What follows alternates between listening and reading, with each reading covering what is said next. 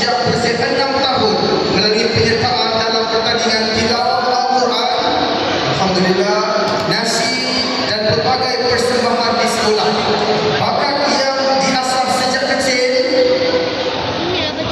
telah membuka peluang untuk beliau aktif menyertai pertandingan nyanyi di peringkat sekolah, negeri dan kebangsaan. Selain bidang seni suara, beliau turut aktif dalam kegiatan co-curriculum. Jika tuan-tuan dan puan boleh melihat susuk tubuh lelaki berbaju oranye. Senyum sikit. Yes.